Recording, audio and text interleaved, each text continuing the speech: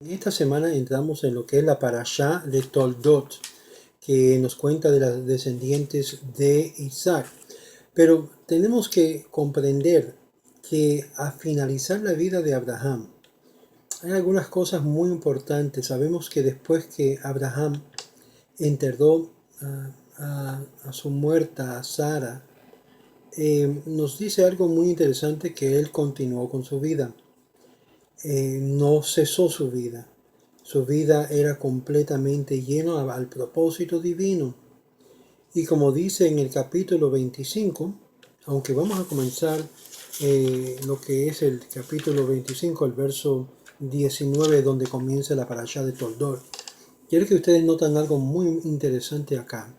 Y es una pregunta que yo le hago a ustedes, los estudiosos que le gusten estudiar, porque la pregunta hay que hacerse porque lo vamos a ver repetidamente en la vida de los padres, los patriarcas en particular, que se repite esa misma frase constantemente.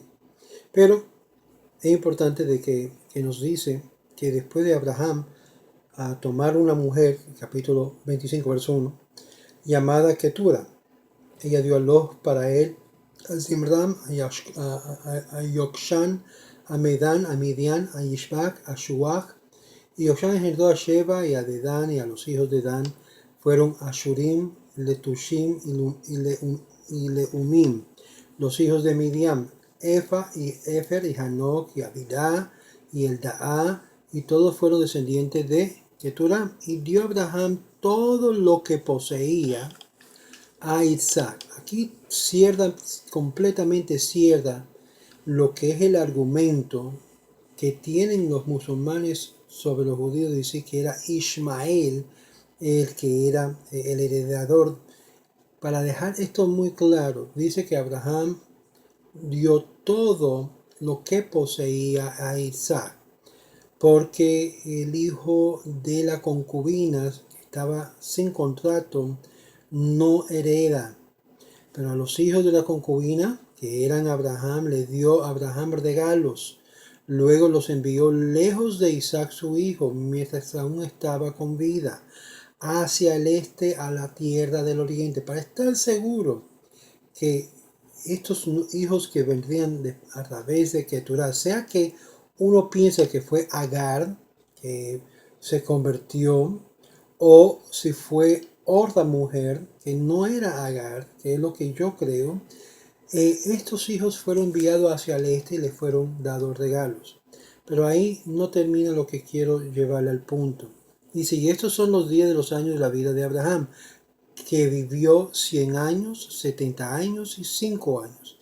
Y expiró Abraham y murió en buena vejez, anciano y satisfecho, y fue reunido con su gente. Noten la expresión, fue reunido con su gente, fue completado, fue tomado con su gente. La pregunta que hay que hacer, que hasta ahora ni siquiera lo veo en los comentarios, no lo veo en los comentaristas, y si alguien ahí tiene alguna referencia, me gustaría que lo compartes. Pero cuando dice que fue reunido con su gente, ¿qué gente? Sabemos que murió Abraham y fue reunido con su gente. ¿Acaso su gente eran los conversos? ¿Acaso la gente que se refiere su gente era su papá, su mamá? ¿Será que eran idólatras? ¿Qué es lo que se refiere aquí en este pasaje cuando dice su gente? Este no es el único lugar donde hallamos esta expresión. Con Ismael también se dice la misma cosa, que dice, déjame ver si vamos un poquito más adelante, y dice el verso 17 del 25, y estos fueron los años de la vida de Ismael, 100 años, 30 años y 7 años, y expiró y murió y fue reunido con su gente.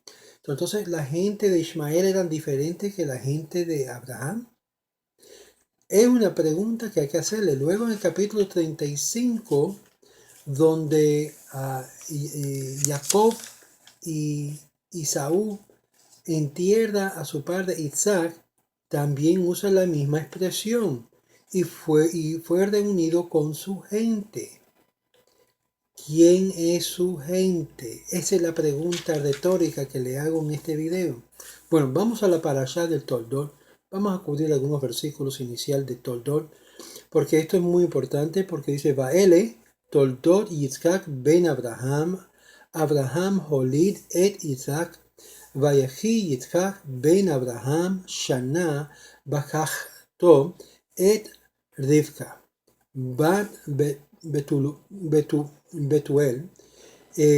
Y ahí es donde vemos que comienza todo el proceso de buscar para Isaac una esposa. Y estos son los descendientes de Isaac, hijo de Abraham. Abraham engendró a Isaac y tenía Isaac 40 años de edad cuando tomó a Rivka, hija de Betuel, el arameo de Padán Aram, hermana de Labán el arameo, para sí por esposa. Y rogó Isaac ante el Eterno frente a su mujer, pues ella era estéril. Y accedió el Eterno al ruego de él y concibió de Rivka su esposa. Y se agitaban los hijos en su interior, y ella dijo, si es así, ¿por qué estoy así?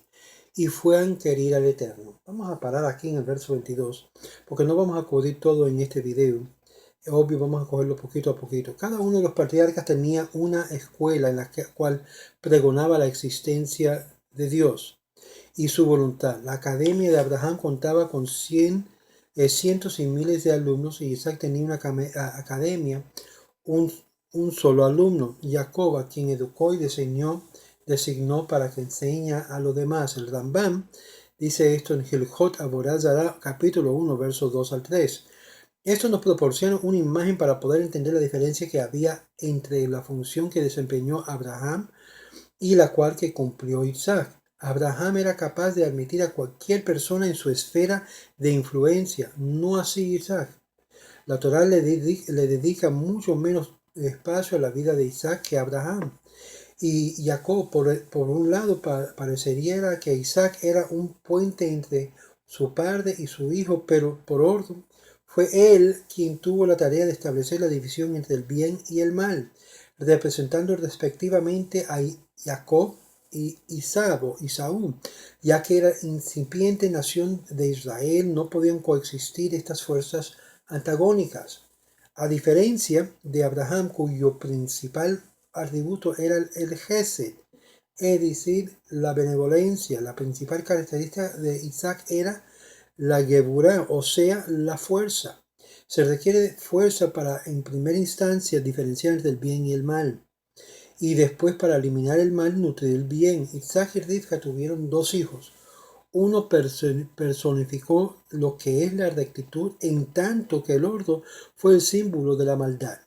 En los padres recayó la tarea de hacer esta distinción para que Israel fuera una nación pura, para que no lleguemos a suponer que Isaac descartó la conducta característica de Abraham en favor de la propia. La Torá enfatiza el comienzo mismo de esta porción, que Isaac era hijo de Abraham.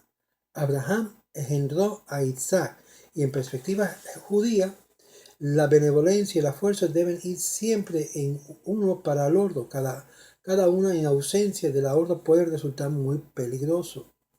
La benevolencia excesiva, si no se la guarda a través de la fuerza, puede conducir a la autocomplacencia, y a través de la fuerza puede conducir a la autocomplacencia y el hedonismo. Asimismo, la fuerza pura sin la benevolencia que atenúe puede conducir al egoísmo y a la crueldad.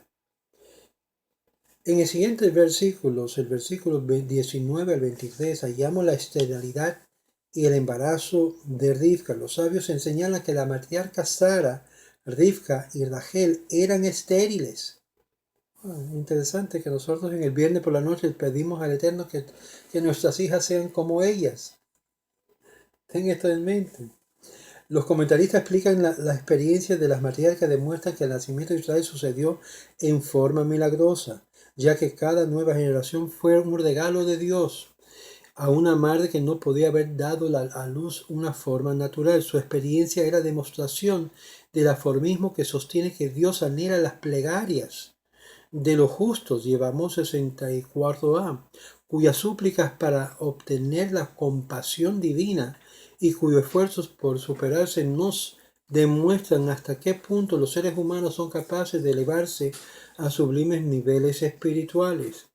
Isaac ben Abraham, Isaac hijo de Abraham. La Torá acentúa que Abraham y Isaac eran padre y hijos. Los 5 de aquellas generaciones habían estado circulando el rumor que Sara obviamente había quedado embarazada de Abimelech, ya que ella y Abraham habían estado casados muchas décadas sin tener hijos, y recién cuando ella fue secuestrada por el rey filisteo es que había dado a luz.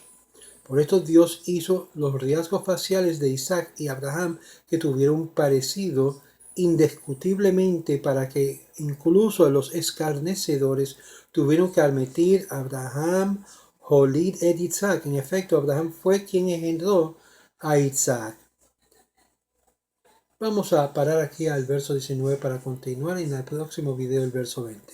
Shalom, shalom, y que tenga una buena semana, mientras que la parashá de esta semana es Toldot, Parashat Toldot, los descendientes de Isaac. Shalom, shalom.